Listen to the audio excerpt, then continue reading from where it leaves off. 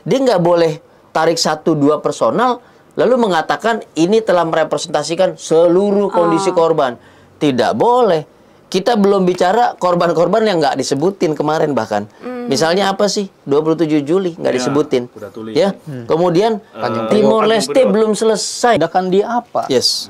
Pertanyaan besar. Saya dengan tulus hati menyesali mengakui, tapi lu nggak pecat Prabowo, lu nggak pecat untuk Mudi Harto, lu masih mengangkat Wiranto sebagai one team press dan semua para terduga pelanggaran HAM lagi di sekitar dia. Istilah kami ini adalah retorika. Istilahnya PBHI ini adalah gimmick dan bohong lagi gitu. Kalau kemudian tidak ada roadmap yang jelas. Exactly.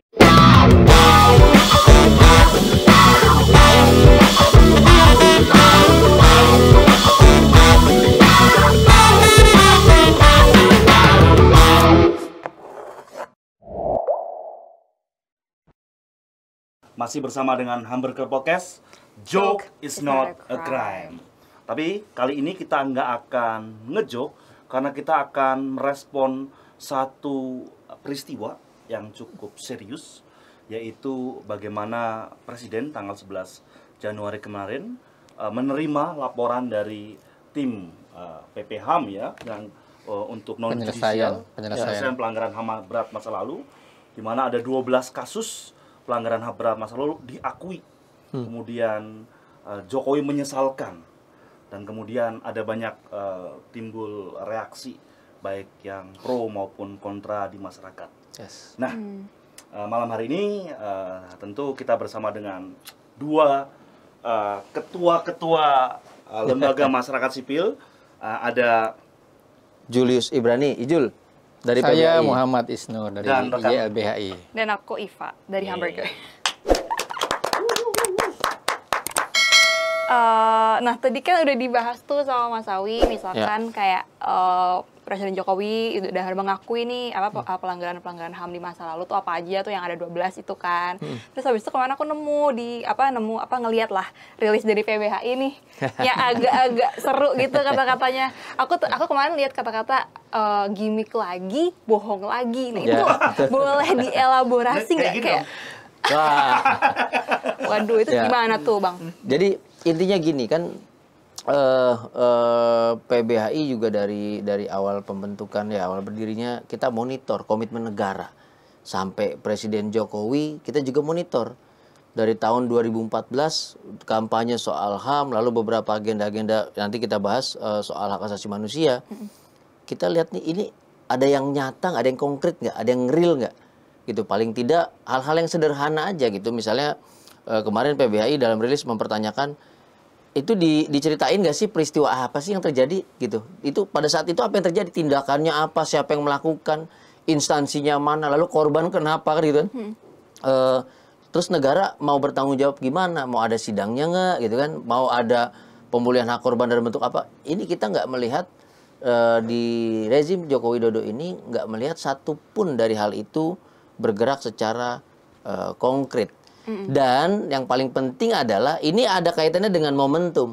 Awal dia terpilih, mengumpulkan aktivis, lalu janji besar, wah ini segala macam. Lalu sekarang menjelang menjelang akhir karirnya, dan sebelumnya dia lagi dikeroyok akibat Perpu Cipta Kerja yang dia susun. Sekarang memberikan janji itu lagi, tapi nggak ada yang bergerak. Yang di hadapan kita justru kayak peradilan fiktif untuk tragedi Paniai Berdarah 2014. Hasilnya sudah bisa diketahui. Waktu itu PBHI bilang, ketika dakwaan dibacakan, kita udah bilang ini pasti bebas. Kenapa? Meleset. Tidak ditemukan unsur komando, tidak ada pertanggungjawaban instansinya, institusional, nggak kelihatan. Pasti bebas nih orangnya. Ternyata betul bebas. Jadi basisnya kita ngelihat dari situ aja. Dan yang paling penting terakhir itu adalah perspektif korbannya mana. Tapi nih Bang, maksudnya kan kayak dengan Pak Presiden udah ngaku nih, bukannya berarti itu kayak, oh dia berani nih mengakui ada hutang-hutang nih gitu, pelanggaran-pelanggaran HAM yang belum diusut tuntas kayak gitu. Nah itu maksudnya apakah baru pertama kali ini ada presiden yang berani gitu untuk mungkin sikapnya YLBHI dulu. Oke. Kita masuk lebih dalam lagi nih. Pertanyaannya, teman-teman ngerti nggak apa itu pelanggaran HAM berat? Itu kita bicara itu dulu. Betul. Definisi dulu. Itu kalau dalam kira-kira kesepakatan internasional, semua pelanggaran itu adalah kejahatan. Tapi ini ada tipe kejahatan yang kita sama-sama mengutuk secara mengerikan karena level kejahatannya itu tinggi sekali. Sehingga makanya disebut gross violation of human right. Ini kekejian yang tiada tara, gitu. Makanya disebut pelanggaran HAM yang berat. Bukan berarti yang lain nggak berat juga, tapi ini kekejian yang tiada tara sehingga hukumannya harus berbeda, caranya berbeda, proses pengadilannya berbeda. Satu. Yang kedua, karena ada definisi tuh, kalau dia kejahatan kemanusiaan kan ada genosida, ada kejahatan kemanusiaan. Nah, kejahatan kemanusiaan tuh ada unsur di sana cape. Dia ada unsur terstruktur meluasnya. Betul. Dia bukan karena saya mukul Awi, bukan begitu. Ini ada unsur komando di sana. Ada unsur di mana kira-kira pembiaran, pejabat tahu tapi nggak melakukan apapun gitu. Jadi melibatkan unsur-unsur baik sipil maupun militer. Dampaknya mengerikan. Bisa dibayangkan misalnya korban-korban 65 itu meninggal lebih dari 2 juta orang. Betul. Bukan hanya meninggal, dibunuh.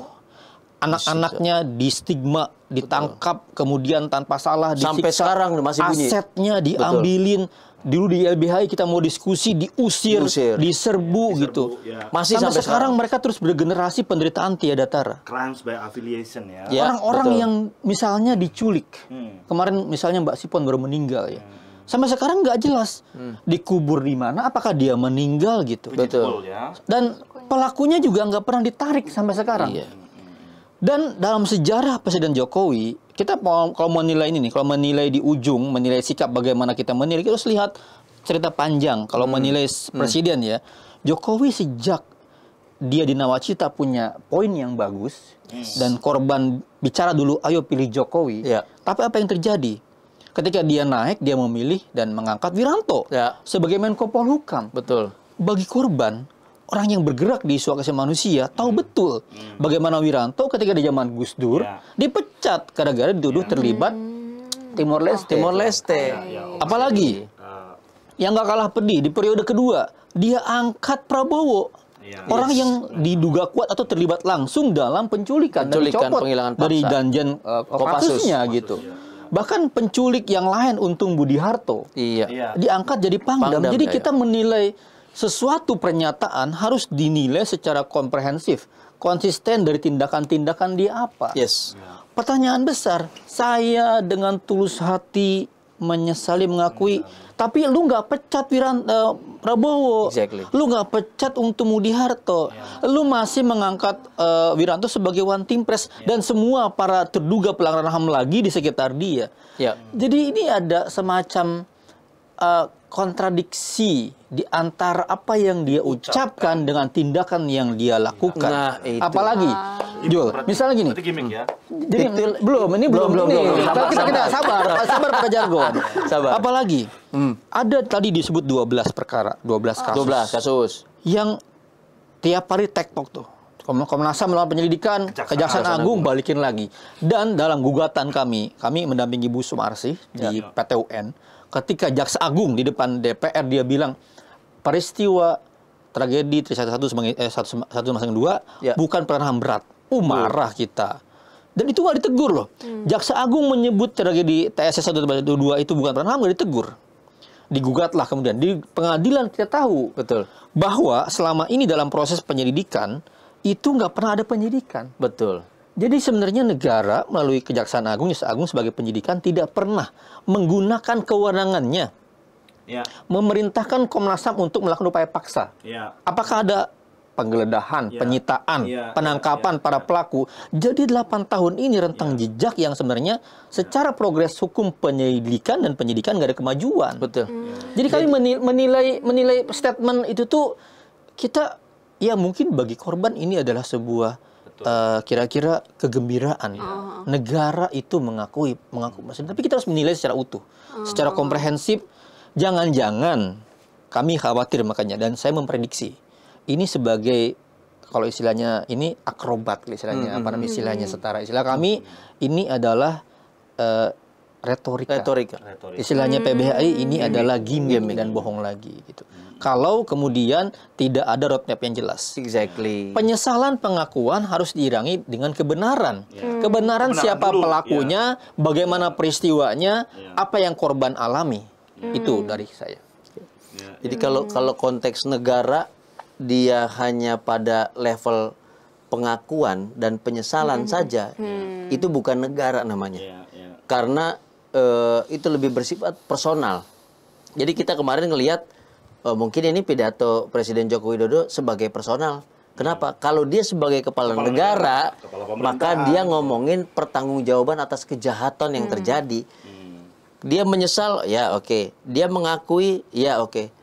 Habis itu dia melakukan tindakan konkret apa tadi Pak Isnur bilang.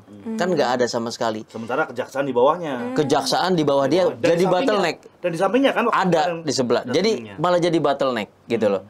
Ada Menko Polhukam di situ, bisa menyambungkan Komnas HAM dan kejaksaan biar nggak main pingpong karena mereka bukan atlet pingpong, ya kan?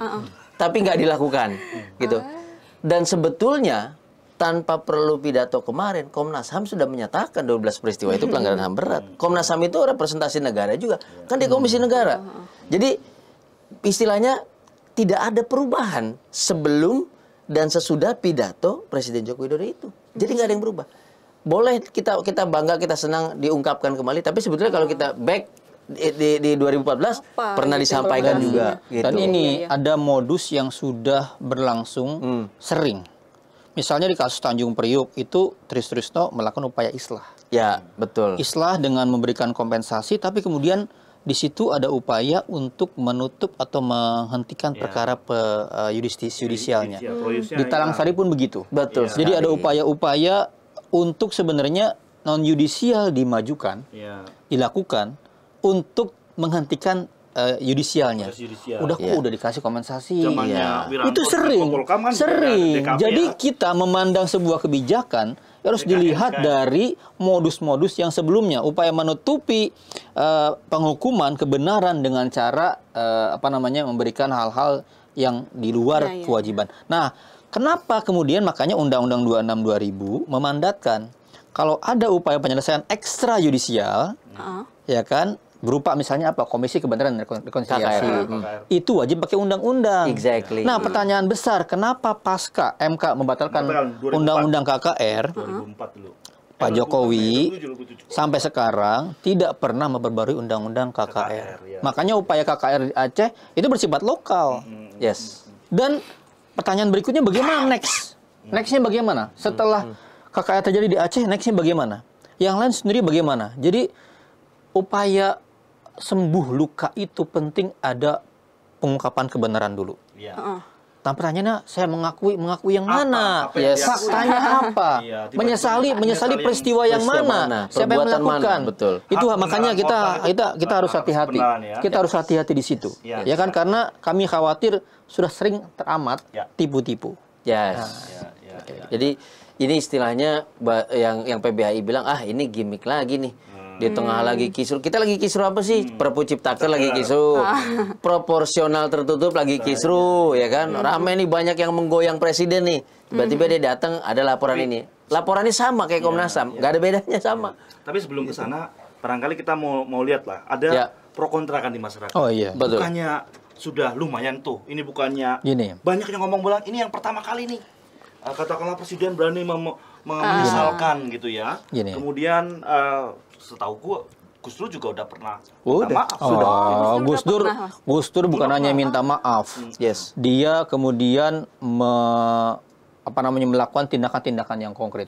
Misalnya apa? Di Papua, dia langsung buka konteks dialog yang sejati. Betul. Dia support dialog MRP, kemanusiaan namanya. dialog kemanusiaan, dia support sebesar-besarnya hal-hal menyangkut pride, marwah itu kemudian dipersilakan. Silakan kibarkan bendera Bintang Kejora, yang penting di bawah merah putih. Ganti nama Irian menjadi Papua gitu. Terus diangkat dan dipersilakan untuk menjadi dialog. Itu Kongres sekarang enggak kan? Betul. Misalnya gini, apakah ini kemudian pencapaian? Saya kalau kita mau apresiasi, kalau kita mau memuji, kalau kita mau menghormati, saya pikir korban lah yang harus kita pandang bertahun-tahun konsisten memperjuangkan ini. Teman-teman JSKK di depan istana aksi Kamisan udah 750 lebih kali mau 16 tahun dan tidak pernah satupun Pak Jokowi hadir ke situ. Exactly. Pertanyaannya, ya hadir dong, temui korban langsung ke aksi Kamisan. Bukan kemudian malah korban ketika Jokowi lewat malah diusir sama polisi gitu. Jadi bagi saya ini adalah upaya korban yang terus-menerus tanpa menyerah, konsisten gitu. Dan ya harusnya yang diapresiasi adalah upaya-upaya korban yang tidak henti. Ya, tapi juga banyak yang mengatakan bahwa korban yang mana? Kan sebagian korban juga pengen butuh yang namanya hak atas remedi, pemulihan, katakanlah gitu. Kemudian jaminan untuk ketidakberulangan. Dan juga di statementnya Pak Jokowi juga bilang, ini juga nggak nutup kok proses judicial gitu. Ini proses ini bukan berarti judicialnya mandek. Nah, itu gimana kalau melihat hal ini? Jadi gini, pertama kita lihat nih, kan dari awal kita bilang Kepres ini sudah salah dari nama. Ketika Kepres ini namanya penyelesaian pelanggaran HAM berat masa lalu dengan mekanisme non yudisial. Ini kan seolah-olah dia wipe out semuanya nih. Dia hapuskan semuanya karena pakai kata depan penyelesaian. Kalau kita baca isinya, itu program kerohiman, santunan melalui fasilitas. Sebetulnya begitu, ya kan? Nah, pertanyaannya, kenapa dia nggak buat judul itu Kepres tentang santunan bagi korban? Selesai, situ. Remedi dalam konteks apa? Dalam konteks fasilitas, ekonomi, pengobatan, dan sebagainya. Berhenti di titik itu. Tapi ketika dia... Jadi maksudnya ganti aja sama... Ganti aja judulnya. Kepres kerohiman gitu ya. Kepres kerohiman, santunan bagi korban gitu. Ya. Ketika dia menggunakan istilah yang... Ini istilah kenegaraan loh, penyelesaian. Istilah itu juga yang ada di dalam undang-undang. Ya. Menggunakan istilah itu tidak bisa serta-merta keluar dari mekanisme pengungkapan kebenaran, mekanisme adjudikasi, mekanisme reformasi institusional. Kita nggak bisa keluar dari situ. Makanya dari awal kita bilang ini mau tipu-tipu. Dia pakai istilah yang seolah-olah wipe out semuanya. Seolah-olah progresif juga. Seolah-olah progresif, padahal isinya cuma kerohiman. Nah, ini nggak boleh, itu satu. Jadi tadi yang Pak Isnur jelasin, jangan-jangan ini mekanismenya pendekatan personal untuk sama-sama 86, tapi dia cari sebagian korban saja. Tidak boleh demikian. Kenapa? Ini kejahatan yang begitu keji oleh struktur negara. Maka penyelesaiannya ini harus dalam konteks struktur negara. Dia nggak boleh tarik 1-2 personal lalu mengatakan ini telah merepresentasikan seluruh kondisi korban. Tidak boleh. Kita belum bicara korban-korban yang nggak disebutin kemarin bahkan. Misalnya apa sih? 27 Juli nggak disebutin. Ya. Kemudian Timor Leste belum selesai meskipun sudah ada pengungkapan komisi kebenaran dan persahabatan. Jadi lucu nih, kejahatan tapi bersahabat. Tapi kita selesai nggak dengan mereka-mereka yang pro integrasi dan di perbatasan itu kemudian perlahan-lahan jumlahnya menyusut karena meninggal, kelaparan dan segala macam. Bagaimana dengan anak-anak yang dihilangkan, yang diculik dan stolen children yang dipaksa mengikut keluarga tentara-tentara yang dikirim ke Timor Leste? Ini kan nggak pernah selesai. Kalau kemudian bilang Kepres ini dibentuk dengan basis informasi investigasi dari korban, tapi ujung-ujungnya hanya mengadopsi laporan Komnas HAM. Ini kan yang jauh dari Tanjung Priok nggak masuk. Tanjung Priok nggak masuk. Ini kan jauh dari yang kita sebut keadilan bagi korban. Korban yang mana? Korban bukan cuma dari 12 peristiwa itu saja. Kita nggak bilang Komnas HAM nggak selesai investigasinya, tapi ketika masih bisa dibuka penyidikan bersama Kejaksaan Agung dan segala macam, artinya upaya optimal masih bisa dilakukan. Tapi jangan dia mereplikasi Komnas HAM lalu bilang ini untuk seluruh korban, ya nggak bisa begitu juga dong. Dan tadi Pak Isnur udah jelasin ada JSKK, ada yang lain, dan ini belum termasuk Timor Leste, belum termasuk Tanjung Priok. Dan yang paling penting belum termasuk struktur negara nih. Pertanyaannya gini, ancamannya apa sih? Apakah emang dengan cara begitu benar-benar nggak selesai? Jelas nggak selesai. Jelas nggak selesai. Hari ini Pak Awi, Iva, Pak Isnur masih dalam kondisi terrepresi nggak? Terancam nggak? Di handphonenya dirusak, lagi di Bali diserang segala macam. Kenapa? Karena kita struktur negara tidak pernah menyelesaikan yang dilakukan di masa lalu berulang. Nah itu yang namanya tidak ada jaminan pengulangan, yang pertama. Yang kedua, pelakunya seragamnya masih sama, tindakan dan alatnya masih sama, impunitas. Jadi kita juga aspek negara ini nggak bisa cuma diwakili 1-2 korban lalu Iya nih, impunitas apa tuh? Jadi impunitas itu ya kalau bahasa umumnya begini. Kekebalan. Dia pelaku yang tidak dapat disentuh oleh hukum. Kalau bahasa Betawinya dia kebal tekbal hukum dah, kira-kira gitu. Dan impunity itu bahkan dapat jabatan, promosi dan lain-lain. Impunity itu bukan hanya terhadap dirinya sendiri loh, jangan salah. Istilah impunitas beda dengan tekbal hukum gitu ya. Kenapa? Impunitas ini lebih luas. Jadi ketika dia dengan profil yang sama, artinya dia berasal dari institusi yang sama dengan seragam yang sama. Kalau melakukan perbuatan yang sama ketika dulu dilakukan oleh senior-seniornya, bos-bosnya, jajarannya, dia juga aman. Aman juga. Jadi tekbalnya itu menurun, terwariskan sampai kapanpun juga. Makanya tadi saya bilang, yang nyerang Pak Isnur di Bali masih tekbal. Yang nyerang Pak Awi, yang nyerang Iva, masih tekbal sampai sekarang. Kenapa? Untuk Munir, ya kan? Munir belum termasuk juga. Iya, Sampai sekarang masih tekbal. Bahkan bisa hadir di podcast Botak, ya kan? Kanjuruhan kemarin. Nah, jadi konstruksi negaranya itu hilang, artinya tidak ada penyelesaian sama sekali. Untung Jesse nggak di sini. Jesse, Jesse, sorry, Jesse. Jadi kalau dari PBI pandangannya seperti itu nggak bisa kita. Sepakat soal jangan kemudian merepresentasikan seluruh kasus HAM. Jangan ini kemudian merepresentasikan bahwa ini adalah keadilan untuk seluruh korban. Betul. Jadi kita benar-benar harus melihat secara jernih, jelas dan terpilah-pilah bahwa teknisnya gini Pak Awi. Misalnya gini, teknisnya gini. Sebutin aja daftarnya. Daftar korban yang telah diakomodasi fasilitas kerohimannya oleh tim PPHAM. Sebutin aja siapa aja di situ. Dia nggak buka itu. Dia nggak buka laporannya. Dia nggak buka detailnya. Kenapa? Dia bisa wipe out. Kita bilang aja semuanya. Biar dianggap semuanya setuju. Daftar aja susun. Kan gitu. Pak Ketua nih, ini kan negara hukum. Nah, negara hukum kemudian harusnya kalau ada orang yang melanggar hukum, seharusnya diselesaikan dengan cara-cara yang menggunakan prosedur hukum juga kan? Betul. Nah, kalau kemudian yang melakukan, jelaslah pelanggaran HAM, pelakunya tentu aktor negara. Kenapa kok kemudian proses yang dimajukan adalah proses non-yudisial, bukan proses judisial, Pak? Itu yang tadi kita khawatir dari modus-modus sebelumnya adalah pilihannya nih. Satu adalah ketidakmampuan. Ketidakmampuan itu dalam artian menyerah untuk mengusut dan menyelesaikan secara yudisial. Yang kedua adalah yang ini cenderung kami lihat dan lebih cenderung kemudian nampaknya adalah ketidakmauan. Dia punya kemampuan untuk mengusut segera dan menarik para pelaku dengan cepat gitu ya, tapi tidak mau. Gitu, unable dan unwilling. Nah, sudah pada levelnya kami lihat unwilling. Nah, unwilling itu kemudian kita baca lebih detail lagi, apakah dia punya modus untuk menutupi yudisialnya. Nah, dari perkara-perkara tadi, motif-motif Islam, motif-motif apa yang selama dilakukan, misalnya juga ada cara-cara, misalnya kalau di level kebijakan dia mau bikin Dewan Kerukunan Nasional gitu-gitu, itu upaya-upaya DKN dan dipimpin langsung oleh Wiranto. Gitu. Itu upaya-upaya justru menutup perkara rekayasa kan tahu bagaimana Sambo menutup perkara kan. Nah, ini dalam level lebih canggih lagi. Jadi kalau Sambo dan kawan-kawannya itulah menutup dengan menghilangkan CCTV. Kalau ini pakai kebijakan, Pak. Pakai cara yang lebih sophisticated gitu. Seolah ada penyelesaian tapi dia yang lebih besar lagi nggak dibuka gitu.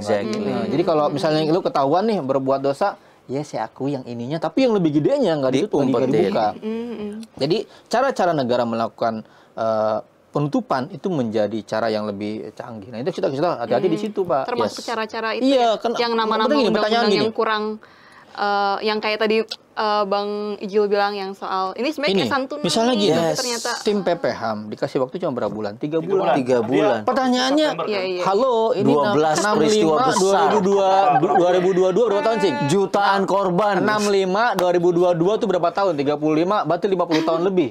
Diselesaikan 3 bulan. Kasihan dia. Jadi kira-kira itu nggak masuk akal gitu. Jadi masuk akal. Deadliner banget. Jadi itu yang saya bilang gini, karena PBI monitor di lapangan.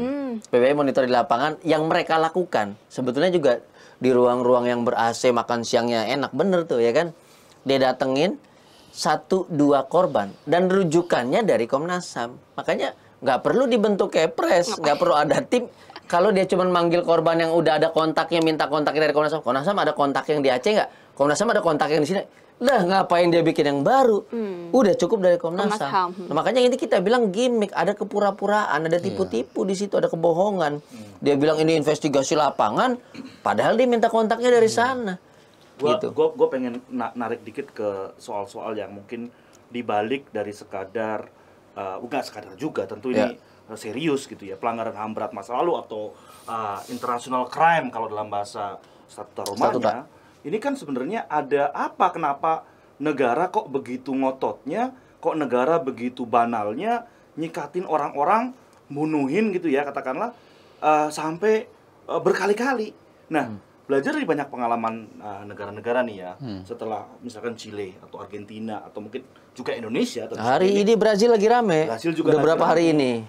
Itu kan sebenarnya setelah pelanggaran HAM berat yang kejadian, ada satu rezim yang diinstal. Ya. Ada suksesi kepemimpinan baru, ada deregulasi, diganti regulasinya, kemudian masuk tuh. Kalau dalam konteks perang dingin zaman itu tuh privatisasi, masuk tuh. Betul. Nah, ya kalau Indonesia ngebacanya gimana hari ini? Misalkan dengan Ciker kemarin, dengan kemudian undang-undang represif yang disahkan KUHP di tahun ini kan KUHP tuh undang-undang betul. 2003 kan betul. Jokowi ngasain KUHP. Kemudian juga pelemahan agenda pemberantasan korupsi. Nah, itu menarik tuh. Nah, apa tuh yang kemudian ingin diinstal ini kalau menarik gitu? Nih, tadi yang soal KUHP enggak? Ya. Cara yang Gus Dur lakukan sebagai presiden ketika meminta maaf kepada keluarga korban 65, dia mendesak pencabutan TAP MPR, TAP MPR 2566 tentang anti marxisme, komunisme, leninisme. Kenapa? Karena itu jadi stempel yang terus-menerus termasuk di KTP terjadi. ada. Tapi apa yang Jokowi lakukan? Memperkuat dengan dimasukkan di KUHP. Iya. KUHP justru semakin menegaskan larangan-larangan dan ancaman pidana terhadap orang yang menyebarkan komunisme, leninisme, amanisme. Jadi ada kontradiksi yang kuat. Bahkan nambah lagi sekarang di KUHP dengan menyebarkan paham-paham yang lain dengan Pancasila. Jadi kalau begitu berarti dia dengan sengaja untuk mengulangi kesalahan. Jadi keberulangan tuh nggak terwujud dalam bentuk apa? Kebijakan di KUHP. Dia justru akan menimbulkan keberulangan. Gitu. Jadi tadi aku lanjutin Pak Awi. Jadi ini laporan tahunan PBAI ya. Ini yang kita sebut sebagai state capture. Dia pelanggaran-pelanggaran zaman dulu yang sifatnya insidental, sekarang dia apa namanya? Dia install bahasanya Pak Awi ke dalam kebijakan. Apa? Legitimasi melalui kebijakan hukum. Tindakannya tadi isu-isunya leninisme, komunisme segala macam, kasus pelanggarannya HAM-nya ada peradilan fiktif, orang-orangnya malah posisinya diperkuat yang tadi Pak Isnur bilang jadi Pangdam Jaya, ini jadi ini dan segala macamnya. Ini justru pelanggaran ini justru diinstal secara resmi kepada negara. Nah, memang tadi pertanyaan Pak Wi penting sekali. Ini selanjutnya emang mau ada apa? Kan begitu.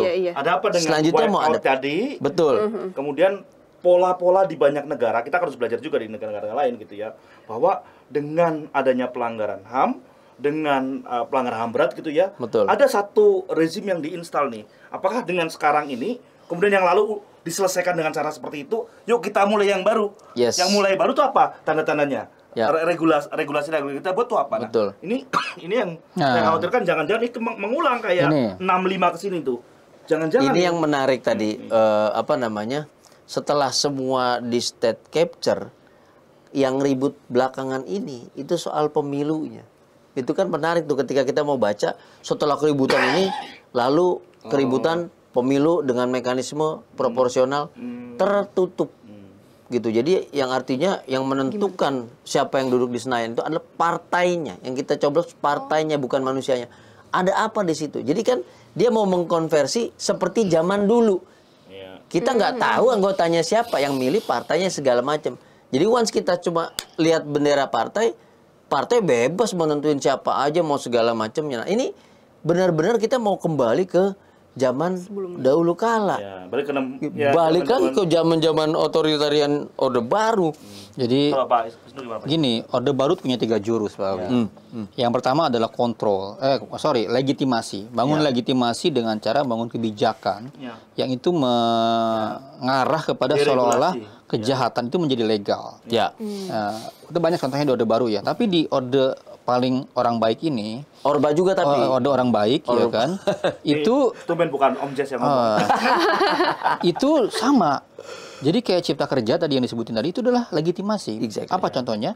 Orang-orang yang selama ini membuka hutan yang salah, deforestasi, membuka lahan, diputihkan pakai undang-undang cipta Privatisasinya kerja. masuk di situ. Selama ini misalnya perusahaan-perusahaan tambang yang nggak mau peduli dengan lingkungan dan sulit untuk berperpanjang, itu dilegitimasi dengan undang-undang minerba. Betul. Mereka dapat kontrak panjang terus. Jangan lupa royalti 0%. Bahkan dapat royalti 0%. Nah. Gila, orang duit sangat kaya tapi dilegitimasi seperti itu. Yang kedua apa? Orde Baru melakukan yang disebut namanya kontrol.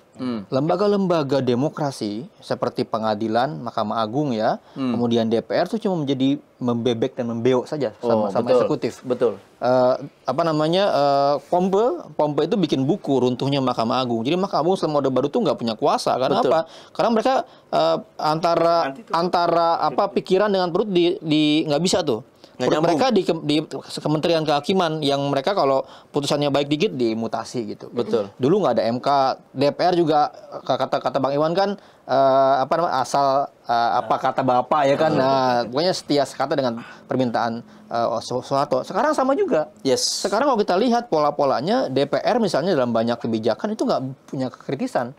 Cipta kerja begitu amburadul, DPR Sejak mengiyakan. amnesti pajak bahkan. Mengiyakan. Undang-undang KPK dilemahkan begitu saja. Minerba begitu saja. Dan MK-nya pun dilemahkan. Betul. Sekarang MK-nya ya misalnya hakim yang kritis di recall. Dan Presiden menyetujui gitu. Jadi yaitu kontrol. Yang ketiga adalah kooptasi. Kooptasi ini apa? Lembaga-lembaga masyarakat sipil, organ-organ civil society dikooptasi. Betul. Misalnya apa dulu? Serikat buruh banyak dibikin satu, cuma hanya ada SPSI. Guru hanya ada PGRI, petani hanya ada misalnya HKTI gitu ya. Nah sekarang juga sama, masyarakat sipil banyak terkooptasi, ya kan, banyak buzzer-buzzer pendukung kekuasaan. Nah, ini yang menarik, ini paling menarik ini. Nah, akhirnya apa? Akhirnya dengung itu dengung buzzer. Jadi kebenaran, hal-hal yang substantif itu tertutupi. Jadi mungkin ya sekitar istana menganggap baik-baik saja gitu. Padahal korban terus jatuh menderita. Termasuk di zaman Pak Jokowi, kan Pak Jokowi bilang kejahatan HAM zaman Jokowi itu nggak ada. Itu nggak pernah diuji. Mari kita uji bagaimana misalnya sekarang puluhan ribu orang mengungsi di Nduga, di Papua, berbulan-bulan, bertahun-tahun nggak dapat pemulihan. Bagaimana kita lihat Wadas penyerbuan polisi ke kampung, dimatiin internetnya, matiin listriknya, penangkapan gitu. Termasuk telah menginfiltrasi Komnas HAM, Kanjuruhan hanya menjadi jubirnya saja, gitu loh. Banyak Kanjuruhan gimana besarnya begitu dan ada komando segala macam. Dan yang lain juga banyak. Selalu hilang, selalu belum lagi pendeta Yeremia, kasus yang lain. Munir sampai sekarang masih berdebat itu pelanggaran HAM berat atau bukan. Jadi ini benar, setelah dikooptasi semua, orkestrasinya itu satu. Ujungnya satu. Hanya di Presiden Joko Widodo. Dan yang menariknya adalah sekarang, semua hal-hal besar ini, itu dibungkusnya, ujungnya hanya di pidato beliau saja. Mari kita periksa banyak peristiwa-peristiwa, termasuk Kanjuruhan. Pak Mahfud lagi, Jokowi lagi. Ya kan? Yang lain apa? Minyak goreng. Pak Mahfud lagi, Jokowi lagi. Jadi ini bungkusan yang repetitif. Dan kenapa kita bilang bohong lagi, gimmick lagi? Ya karena itu. Kuncinya apa? Dalam perintah Jokowi kemarin memerintahkan Menko Polhukam. Betul. Pertanyaannya, Menko Polhukam punya kemampuan apa? Ya.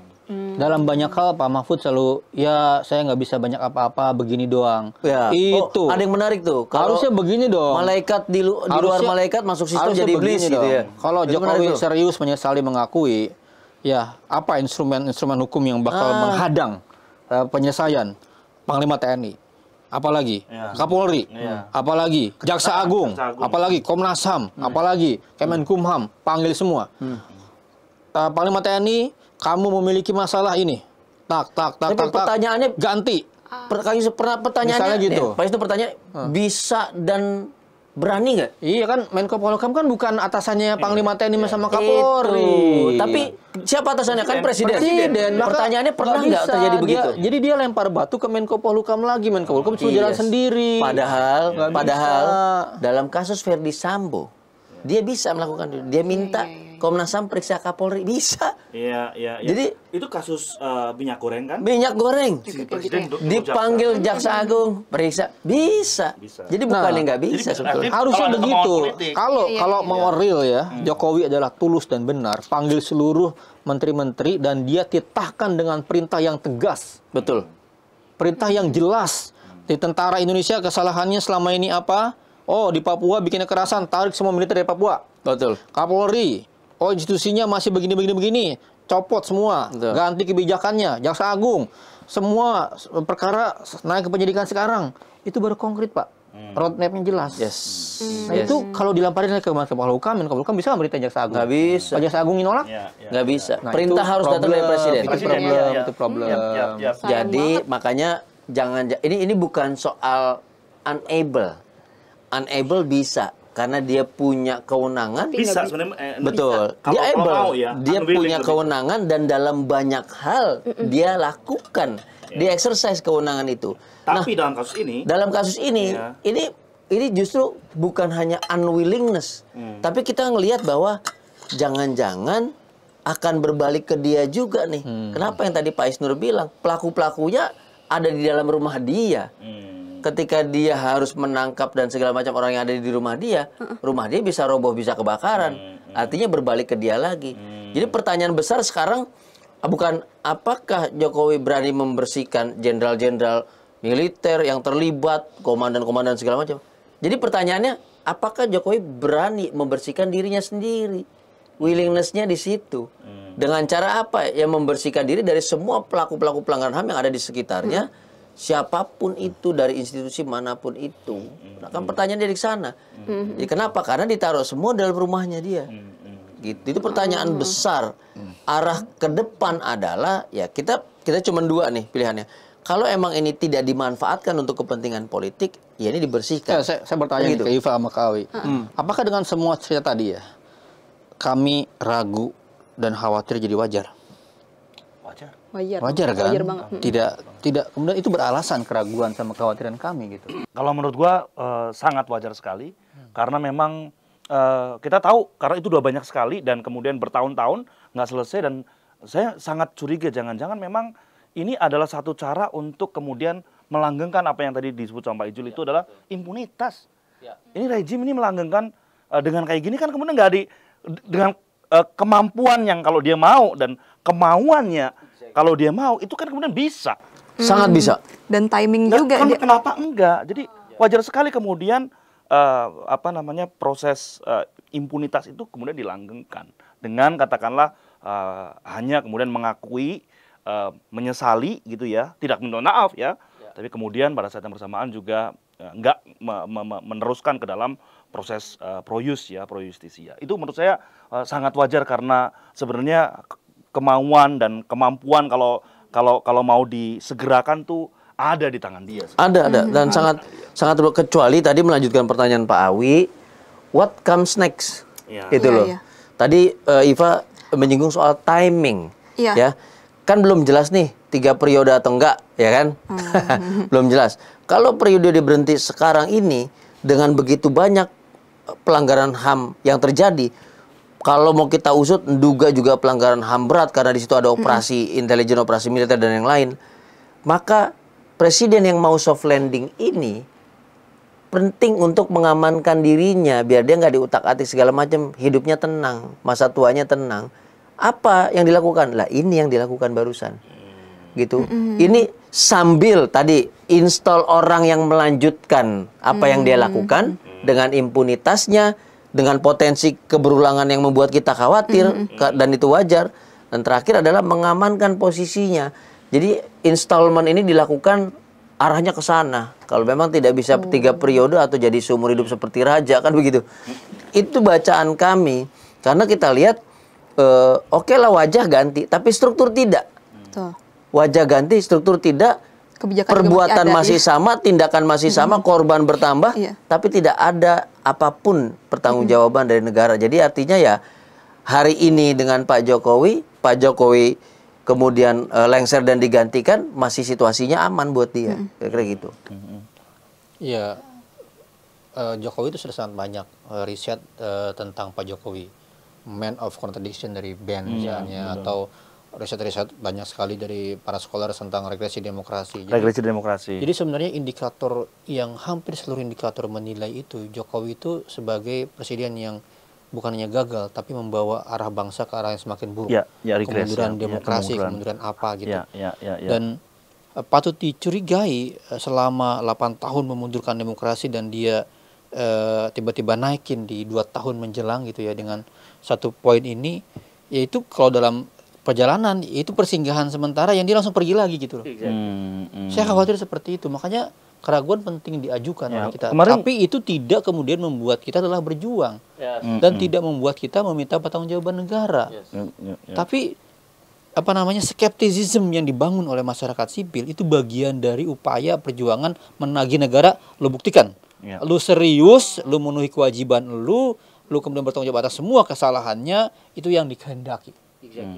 Bukan kami nggak bersyukur gitu loh, bukan kami nggak apresiasi, bukan, tapi karena teramat banyak yang korban itu alami kira-kira tidak sesuai dengan apa yang diucapkan. Teramat sering. 2018 itu teman-teman korban tuh ke istana, teman aksi Kamisan. Satu hari diterima di istana, dan presiden di situ berjanji mengusut untuk menuntaskan masa lalu. Apa yang terjadi? Besoknya Jaksa Agung bilang nggak bisa. Jadi apa? Kok bisa presiden dibantah oleh Jaksa Agung besoknya? Itu yang terjadi. Maka mari kita tunda dulu. Mari kita tunda dulu apresiasi, mari kita tunda dulu puji-puji sampai itu terbukti. Hal-hal yang memang kewajibannya dipenuhi. Kalau aku selalu ada kecurigaan dengan katakanlah rezim ini. Kemarin Jokowi kan bilang, saya dengan tulus, kok cari tulus mana kagak? Hati-hati di jalan. Mungkin ada foto aja di situ. Afgan ada nggak Afgan? Sadis. Aduh, lucu. Thank you banget nih ya. Thank you banget Pak Ijul, Pak Isnur, thank you banget nih.